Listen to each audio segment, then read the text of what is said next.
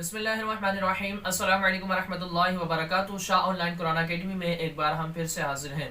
सवाल किया गया, क्या लेट कर कुरान मजीद फुरकान हमीद पढ़ा जा सकता है, या कुरान मजीद फुरकान हमीद जो हिफ्ज़ करते हैं बच्चे, वो लेट कर कुरान को हिफ्ज़ करते अपने सबक को याद कर सकते हैं?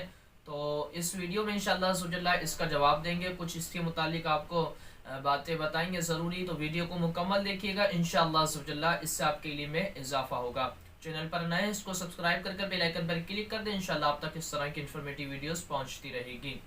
तो पहला सवाल ये किया गया, क्या कुरान मजीद फुरकान हमीद को लेट कर पढ़ना जायज़ है, पढ़ सकते हैं?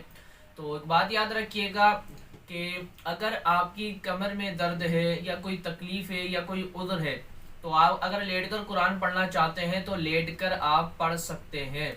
लेकिन इसमें यह है कि आप अपने पाँव को समेट लें। जैसे आप सीधे लेटे हुए तो सीधे लेटे हुए तो पाँव को सीधा इस तरीके से समेट लें, फिर आप कुरान को पढ़ सकते हैं।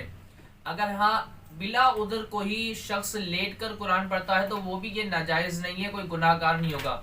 लेकिन बेहतर यही है कि वो फिर भी उठकर पढ़े, बैठ कर पढ़े। ठीक है, अगर बिला उधर पढ़ रहा है, कमर में दर्द भी नहीं है, कोई तकलीफ भी नहीं है, फिर भी वो लेट कर पढ़ रहा है, तो ये नापसंदीदा है, लेकिन के उसके लिए जायज़ है पढ़ना। लेकिन उसमें ये कि बेहतर है पाँव को उसमें भी समेट लिया जाए।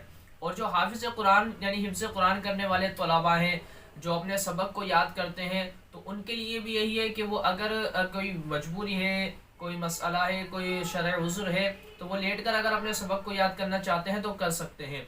लेकिन उनके लिए भी ये है कि आप अपने बैठ कर याद करें, बगैर टेक लगाए याद करें, क्योंकि टेक लगाकर अगर आप याद करेंगे तो आपको बहुत मुश्किल से याद होगा, बहुत मुश्किल आपको याद होगा। जहाँ आप 10 मिनट में याद करने वाले हैं, वहाँ लेट कर या टेक लगाकर वहाँ आपको आधा घंटा लग जाएगा याद करने में।